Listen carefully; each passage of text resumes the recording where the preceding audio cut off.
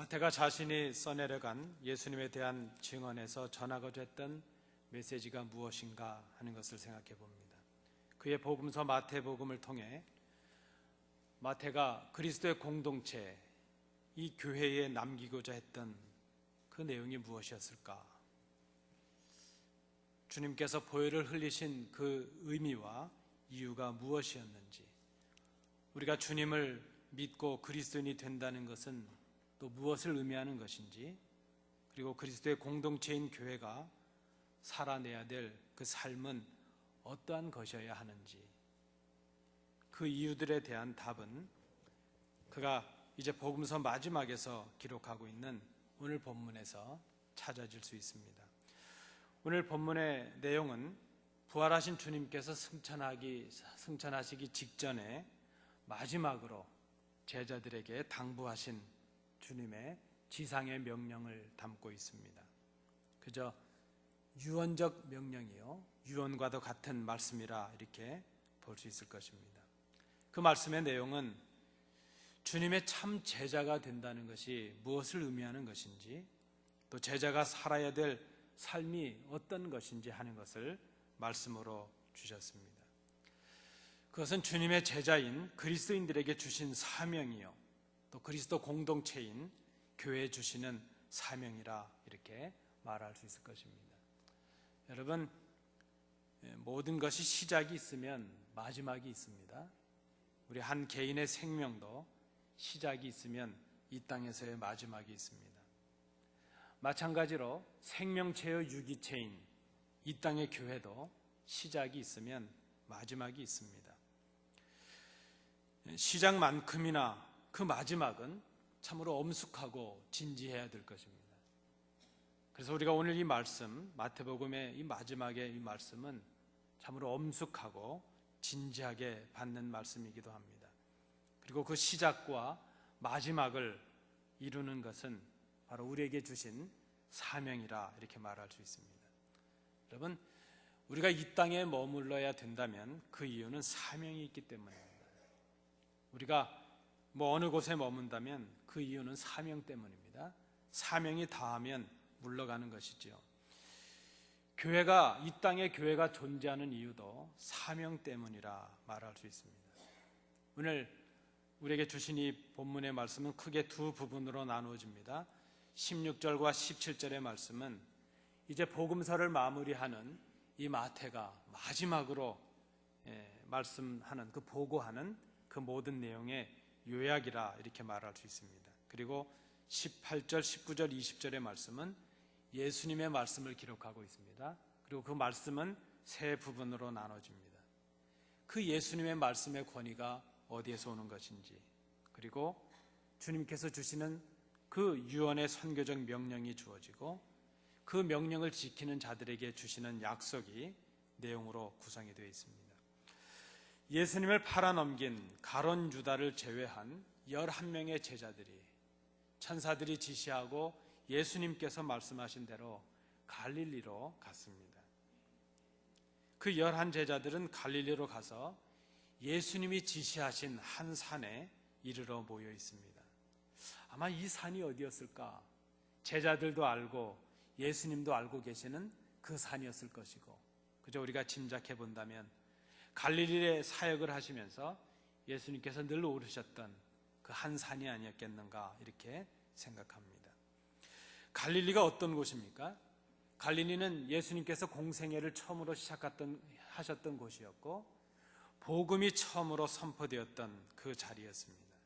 그리고 그 제자들을 내가 너희를 사람을 낚는 어부가 되게 하겠다 말씀하시면서 그들을 처음으로 부르셨던 그 자리가 바로 갈릴리 그곳이었습니다. 주님은 지금 마지막 부탁, 마지막 명령을 하시기 위해서 그 제자들을 처음 만나셨던 그 처음의 자리로 부르시고 계십니다. 그들은 그곳에서 지금 주님을 만나고 있습니다. 마태는 제자들과 주님이 만나는 그 장면을 그저 한 문장으로 짧게 기록을 했습니다. 예수를 배웁고 경배하나 아직도 의심하는 사람들이 있더라. 자신들 앞에 나타나신 그 주님에 대해서 제자들의 반응이 두 가지로 갈리고 있습니다. 아마 이것은 두 측면에서 우리가 해석이 가능합니다. 예수님의 그 11 제자들 중에 예수님께 나아가서 무릎을 꿇어서 경배하는 제자들이 있는 반면에 그저 한쪽 편에 서서 의심하는 제자들이 있었다, 이렇게 해석이 될 수도 있을 것이고, 막상 주님을 보고 나가서 엎드려서 경배와 찬양을 드리기는 하지만은 마음속으로는 이분이 정말 주님이 맞으신가, 예전에 만나던 그분인가 하는 의심의 마음을 가지고 엎드렸다, 이렇게도 해석할 수 있을 것입니다. 여전히 그들은 지금 눈앞에서 주님을 보고 엎드려 있지만 그들의 마음 한켠에는 의심을 이제 감추지 못하고 있다는 것입니다. 십자가에 달리시는 주님을 보았고 부활하신 주님을 만나고 있으면서도 그들의 한켠에는 그저 그 두려움과 연약함 가운데 의심의 모습이 있다는 것입니다. 제자들의 모습을 한번 생각해 봅니다. 12명으로 시작을 했습니다. 그런데 비록 지금 12명은 아니지만 11명이 되고 말았습니다. 아직 연약하고 온전하지 않습니다. 그들은 믿지 못했고 배반했고 두려워서 흩어졌던 제자들이었습니다. 주님께서 처음 부르셨던 그 모습이 이미 아닙니다. 그들은 이미 변해버린 그 모습을 가지고 주님께서 부르신 그 처음의 자리에 나와 있습니다. 아직까지도 믿지 못하고 의심하는 제자들입니다. 그런데 그럼에도 불구하고 주님은 그들을 처음 자리로 부르셨습니다. 제자들의 연약함과 그 불신앙과 그들의 실수 모두를 덮으시는 주님의 사랑이 아니었을까 생각합니다. 이제 예루살렘 성에 올라가면서 누가 더 높을 것이냐, 그것 때문에 서로 다투고 불편해진 그 제자들의 마음을 예루살렘이 아닌, 불편해진 예루살렘이 아닌 처음 그 자리, 불편하기 전에 그 갈릴리로 다시 부르셔서 그들을 그 처음 마음으로 이끄시는 주님의 자비로우심이 아니었을까 생각해 봅니다. 아직까지도 내가 너희를 그 처음 불렀던 그 마음, 너희를 생각하는 그 마음을 포기하지 않고 있다. 너희들을 향한 기대를 내가 아직 버리지 않았다. 그 주님의 마음을 제자들에게 보여주시기 위해서 그들을 처음 자리로 부르시지 않았을까 생각합니다. 그들을 갈릴리 그 처음의 자리로 이끄시고 처음의 마음으로 다시 일깨우시는 그 주님의 자비로우심이 오늘 본문에 나타나고 있습니다. 이제 주님의 죽으심과 부활을 경험한 제자들은 자신들의 그 미숙했음과 연약했음과 그리고 믿음 없었음, 믿지 못했음에 대한 부끄러움을 한켠에 가지고 주님 앞에 나와 있습니다. 그리고 주님 앞에서 이제 마지막으로 주님께서 주시는 그 당부와 명령을, 그 부탁을 지금 받고 있습니다. 모든 의심과 모든 불신앙을 벗어나는 길, 그것은 사명을 감당하는 길인 것을 주님께서 아시기에 그들의 연약한 모습을 불구하고 다시 그 사명을 주시던 첫 자리로, 첫 단추를 다시 매게 하기 위해서 그들을 갈릴리로 부르셨다는 것입니다. 여러분, 사명을 받는 자리는 우리의 첫 자리로 돌아가는 데 있습니다.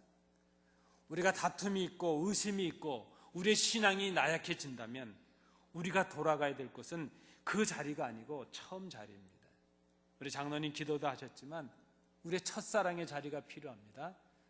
우리가 처음 만났던 그 자리, 주님을 뜨겁게 고백했던 그 자리, 주님께서 우리에게 주셨던 사명으로 우리의 가슴이 뜨거웠던 그 자리로 돌아가는 것. 그래서 지금 주님께서 그 제자들을 갈릴리로 부르셨다 생각이 됩니다. 그리고 주님은 그 제자들에게 내가 너희로 하여금 사람을 낚는 어부가 되게 하시겠다 하셨던 그 마음을 그대로 제자들에게 보여주시면서 부탁과 명령을 주고 계십니다. 말씀드린 대로 아직도 의심하는 제자들입니다. 그들의 마음, 그들의 연약함을 주님께서 다 아십니다. 그런데 주님께서 그들 앞에 나아오십니다. 그리고 당신의 권세와 권위에 대하여 먼저 말씀하십니다. 지금 주님께서 말씀하신 이 권위와 그 권세의 근거는 하나님께로부터 온 것이라 마태는 그렇게 기록을 하고 있습니다. 주님께 하늘과 땅의 모든 권세를 주신 분은 하나님이셨습니다. 이 말은 하나님의 전권을 받으셨다는 의미입니다. 이 권위가, 이 권세가 바리새인보다 서기관보다 더 깊이 있는 교훈을 가능하게 했던, 말씀의 권위를 일으켰던 그 권위, 바로 하나님이 주신 권위였습니다. 이 권위와 권세가 이제 주님께서 명령하실 때에 질병이 물러가는 그런 권위였습니다. 바람을 명령하면 바람이 잠잠해지고, 요동치는 물결을 명령하면 물결이 잔잔해졌던 그 권위가 바로 하나님께서 주셨던 권위였습니다. 왜 주님께서 제자들에게 말씀을 시작하시면서 이 권위를 말씀하고 계실까? 그 이유는 지금 하나님께로부터 받은 이 전권을, 이 권위와 권세를 이제 제자들에게 맡기시기 위함이라 하는 것입니다. 주님은 이제 당신께서 이 땅에 계시지 않을 것을 알고 계십니다. 제자들에게 이 당부를 하시고 하나님의 나라로 올라가실 것입니다. 이제 주님께서 하셨던 그 모든 일을 제자들이 담당해야 됩니다. 그래서 주님은 당신이 가지셨던 권위와 권세를, 그 모든 전권을 이제 제자들에게 위임해 주고 계시는 것입니다. 그 권위는 이제 주님께서 주실 그 명령을 준행하는 제자들에게 주실 권위요, 그 권세라 하는 것을 우리가 알 수 있습니다. 주님께서 하늘의 전권을 가지고 제자들에게 주신 명령이 무엇입니까? 오늘 본문 19절과 20절에 기록이 되어 있습니다.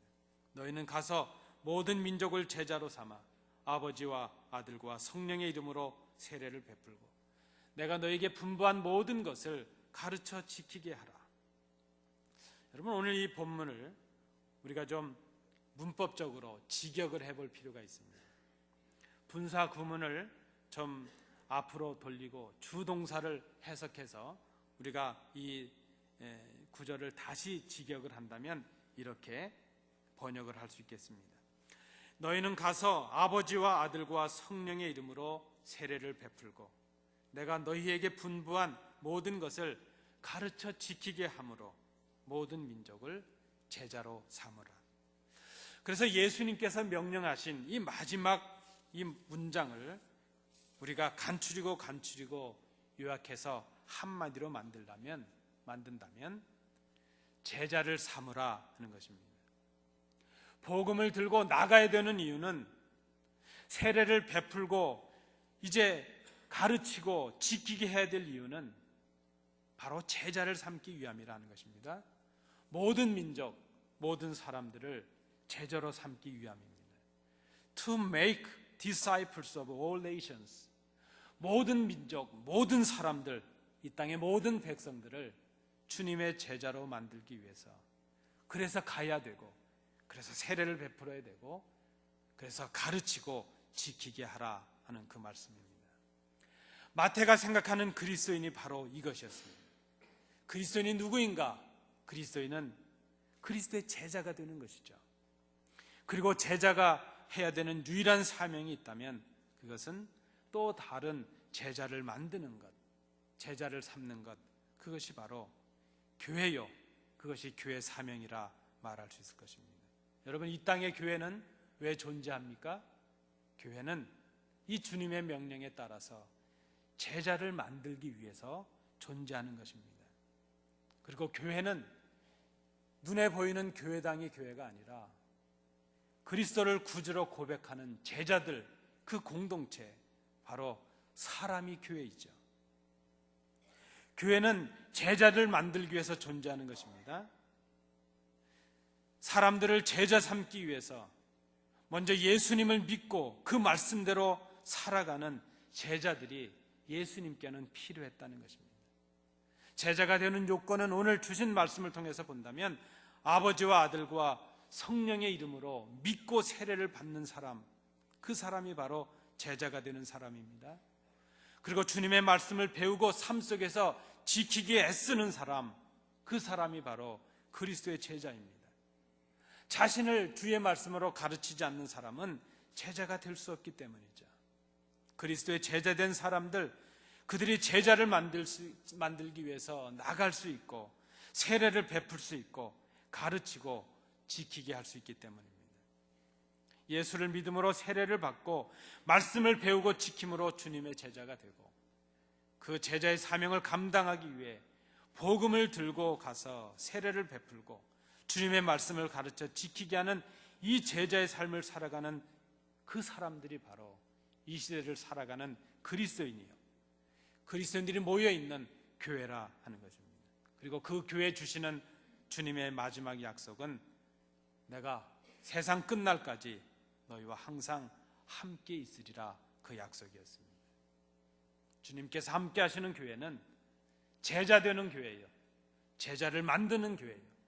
주님께서 주신 이 유언적 명령을 순종함으로 감당해 나가는, 사명을 감당하는 그 교회가 바로 주님께서 함께 하시는 교회라 하는 것입니다. 그것은 마태가 이 복음서를 시작하면서 1장 23절에서 말한 하나님이 우리와 함께 계신다는 임마누엘의 완성이 바로 주님을 통해서 이제 마지막에 이루어지고 있는 것을 봅니다. 임마누엘, 하나님이 우리와 함께 계신다, 주님이 우리와 함께 계신다. 바로 주님이 함께 하시는 교회는 제자로서의 사명을 감당하는 교회라 하는 것을 우리가 생각합니다. 여러분, 오늘 이 본문을 잘 아시는 본문인데 이 본문을 굳이 생각하는 이유가 여기에 있습니다. 부활하신 주님께서 왜 제자들을 다시 갈릴리로 오라 하셨을까 하는 것입니다. 적어도 지금 주님의 관심은 화려했던 예루살렘의 그 성전에 있지 않으셨다는 것입니다. 우리가 생각해 보면 예수님께서 그 십자가를 지쳤던 골고다 언덕이나 많은 사람들에게 순환을 받으셨던 그 예루살렘의 길들, 그곳이 아닌 왜 갈릴리로 부르셨을까 하는 것이죠. 예루살렘에서 제자들을 부르시고 예루살렘에서 그 본때 있게 너희들이 나를 이렇게 배반했느냐, 이 많은 사람들이 나를 이렇게 모욕을 주었느냐, 그렇게 하실 만한데 그저 사람들이 기억도 하지 못할, 알아채지도 못할 그 한적한 갈릴리, 그 야산에 제자들을 부르신 이유가 어디 있겠는가 하는 것이죠. 주님의 관심은 예루살렘의 영광과 예루살렘의 영화에 있지 않으셨습니다. 주님의 관심은 화려했던 성전에 있지 않으셨다는 것입니다. 주님의 관심은 땅끝까지 당신을 대신해서 당신의 복음을 증거해 줄 사람이 필요했다는 것입니다. 주님이 원하시는 것은 사람을 남기시는 것이었습니다. 당신의 마음을 헤아리고 당신을 사랑하고 그 복음의 삶을 전폭적으로 맡기고 그 복음을 땅끝까지 증거해 줄 수 있는 주님의 제자가 바로 주님께 필요했다는 것입니다. 주님이 남기시기 원했던 교회가 바로 그 제자의 모습이에요. 주님께서 원하셨던 그 교회가 바로 그렇게 제자의 사명을 감당하는 교회였다는 그 말씀입니다. 이것이 바로 교회였고 교회의 존재의 이유가 되었습니다. 교회는 교회당이 아니라 사람이라고 말씀을 드렸습니다. 예수를 주로 고백하고 믿음으로 세례를 받고 주님의 말씀을 생명처럼 목숨을 걸고 배우고 지키는 제자, 그 제자의 모임이 바로 교회라 말할 수 있습니다. 그러한 제자들만이 복음을 들고 세상을 향해 나아갈 수 있습니다. 나가서 아버지와 아들과 성령의 이름으로 세례를 베풀 수 있습니다. 주님께서 분부하신 그 말씀을 가르치고 지키게 하는 진정한 제자가 될 수 있습니다. 주님은 화려한 건물이 필요하신 게 아니었습니다. 많은 돈이 주님께는 필요 없었습니다. 주님이 남기길 원하셨고 주님께 꼭 필요한 것은 바로 사람, 그 제자였다는 그 말씀입니다. 그것이 이 시대 우리에게 남겨주신 성도요, 교회라 말할 수 있습니다. 성도의 존재 이유가 여기에 있고 교회의 존재 이유가 바로 여기에 있어야 될 것입니다. 여러분, 저는 오늘 이렇게 정리를 하고 싶습니다. 성도가 곧 교회이다. 성도가 교회라면, 주님을 구주로 고백하는 성도가 교회라면, 복음을 전하지 않는 성도는 성도라 말할 수 없습니다. 복음을 전하지 않는 교회는 더 이상 교회가 아닙니다. 복음을 배우고 가르치지 않는 성도는 성도라 말할 수 없습니다. 복음을 가르치지 않는 교회는 더 이상 교회일 수가 없습니다. 하나님의 말씀 그 복음을 생명처럼 지키지 않는 성도는 성도가 아닙니다. 하나님의 말씀을 최우선 가치로 그 말씀을 준행하는, 그 사명을 준행하는 교회가 아니라면 아마 친교 모임 정도로 전락해버리고 말았을 것입니다. 그런 교회는 주님께서 보실 때 교회가 아니라는 것입니다. 화려한 건물이 있고 수많은 사람들이 있다 할지라도 그곳에 주님께서 남기신 이 사람, 이 제자들, 이 사명을 감당하는 성도들이 없고 이 사명을 감당하는 교회가 아니라면 더 이상 교회일 수 없다는 것을, 아니 더 이상 주님께서 그 속에 함께 하시지 않는다는 것을 우리가 심각하게 생각해야 될 것입니다. 이런 말이 있습니다. 여러분 잘 아시는 말입니다. 표사유피 인사유명이라는 말이 있습니다. 표사, 표범이 죽으면 유피, 가죽을 남기고, 인사, 사람이 죽으면 유명, 이름을 남긴다 하는 말입니다. 여러분, 주님은 제자들을 남기셨습니다. 주님이 남기신 것은 교회당이 아니고 사람이었습니다. 그 한 사람을, 그 제자들, 복음의 일꾼들을 남기시기 위해서 모진 고난을 받으셨고 십자가에 죽으셨고 그리고 그 부끄러움을 다 참으셨습니다. 깨닫지 못하는 제자들, 그들을 품어 안으시고 의심하는, 마지막까지 의심하는 제자들을 품으셨던 그 이유는 그들이 주님을 대신해서 땅끝까지 복음을 증거해야 될 제자, 바로 그 필요한 사람들이었기 때문이라 하는 것입니다. 여러분, 우리가 남게 될 것은 교회당이 아닙니다. 우리 교회는 참 아름답습니다. 단풍 관광을 갔다 와도 교회 들어오면 괜히 갔다, 우리 교회가 더 아름다운데, 그럴 정도입니다. 제가 오죽하면 이번에 우리 효도 관광 갔다 오시면서 단풍은 교회에서 보십시오, 제가 그랬습니다. 우리 교회가 훨씬 아름답습니다. 그런데 여러분, 이 아름다운 성전과 우리의 정원도 우리가 남길 것, 교회당이 아니라는 것입니다. 우리가 남게 될 것은 교회요, 그 교회는 사람입니다. 교회는 예수를 구주로 고백하고 복음을 전하며 제자를 만드는 제자를 남기는 것, 그것이 바로 진짜 교회입니다. 우리가 남게 될 것은 우리가 자랑하는 교회당이 아닙니다. 우리가 남게 될 것은 사람입니다.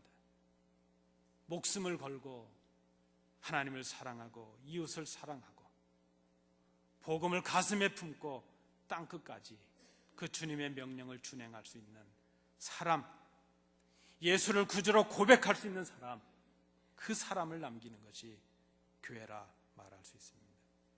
여러분, 30년의 역사를 훌쩍 넘겨버린 우리가 지금 남기고 있는 것이 무엇인가 한번 돌아볼 수 있기를 원합니다. 말씀드린 대로 이렇게 아름다운 성전과 교회의 동산을 우리는 남겼습니다.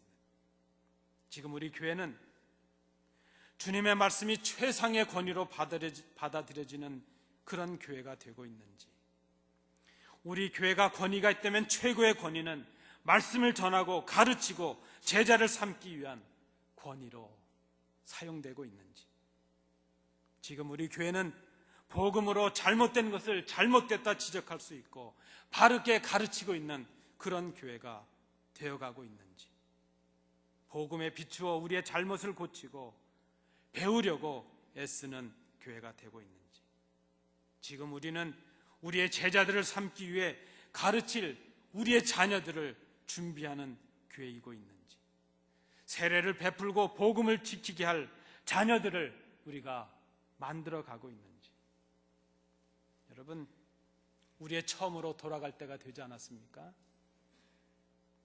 우리는 교회 어려움을 겪으면서 그 어려움을 겪기 위해 임시적인 조치들을 많이 했습니다. 그러나 임시의 조치는 임시로 끝나야 될 텐데 그 임시의 조치들을 지금까지 가지고 왔습니다.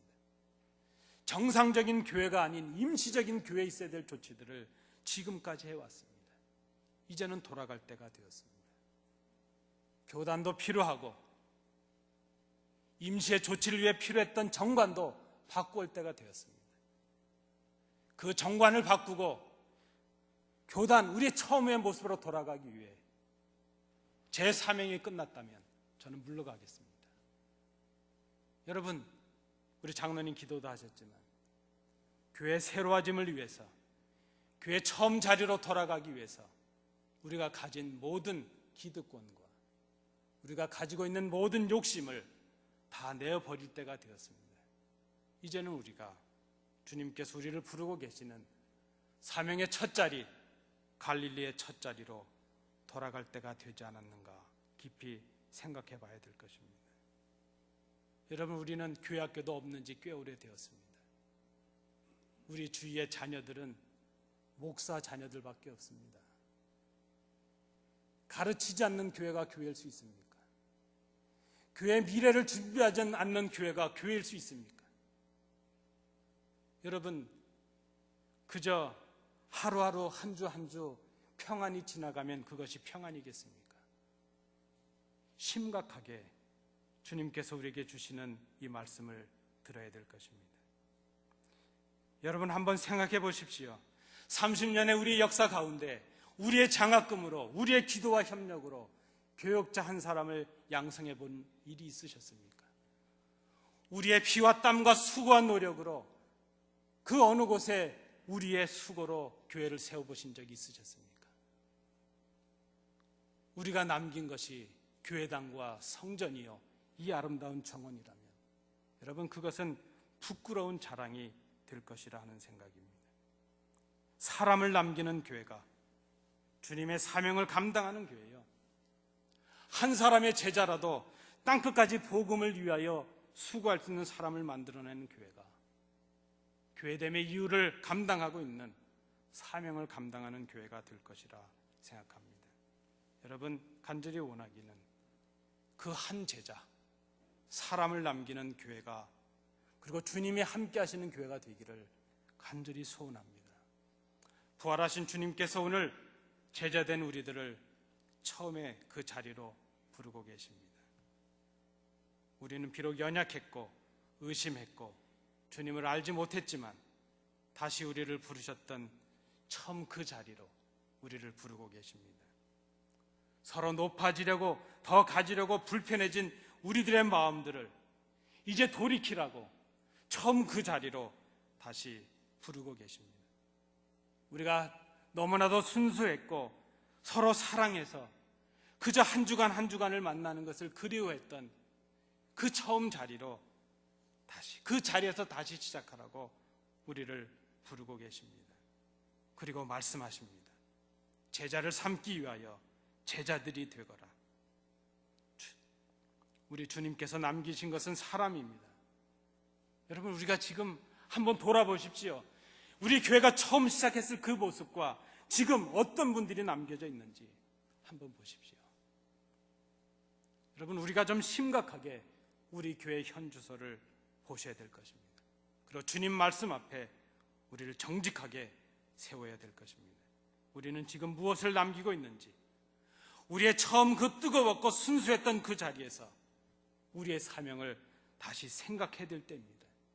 우리가 돌아가지 못하니까 오늘 주님께서 말씀으로 그 제자들을 갈릴리로 다시 부르셨던 것처럼 우리를 다시 그 처음 자리 갈릴리로 불러주고 계십니다. 우리가 남겨야 될 것은 사람입니다. 우리가 남겨야 될 것은 주님의 제자입니다. 그것이 진짜 교회입니다. 그런 교회만이 주님께서 함께 하십니다. 그런 교회가 이 땅에 존재해야 될 이유가 있는 교회요, 주님께 영광을 돌리는 교회가 될 수 있습니다. 오늘 드리는 이 말씀을 사랑으로 그리고 두렵고 떨림으로 받으시길 원합니다. 정직하게 나누는 말씀이 되길 원합니다. 그리고 우리가 서로 회개하고 우리의 마음을 돌이키고 서로 부둥켜 안고 교회의 회복과 그 주신 사명을 감당하는 교회로 거듭나는 우리 안디옥 교회가 될 수 있기를 간절히 소원합니다. 기도하시겠습니다. 은혜로우신 아버지 하나님, 사명이 있는 곳에 우리가 머물게 될 것입니다. 이제 사명이 다하면 하나님께서 바꾸실 것으로 생각합니다. 아버지 하나님, 우리가 교회됨을 회복하기를 원합니다. 주님께서 제자들, 사람들을 남기셨던 것처럼 우리 교회도 사람을 남기는 교회가 되기를 소원합니다. 아름다운 성전과 이 아름다운 정원이 우리의 우상이 되지 말게 하여 주옵소서. 한 생명, 한 제자를 남기는, 사명을 감당하는 주님이 함께 하시는 그 교회가 되게 하옵소서. 오늘 주님의 부르심에 따라 저희들이 그 첫 자리 갈릴리로 갑니다. 그 자리에서 서로를 부둥켜 안고 다시 회복하고 다시 시작하는 우리 교회가 되게 하옵소서. 예수님 이름으로 기도하옵나이다.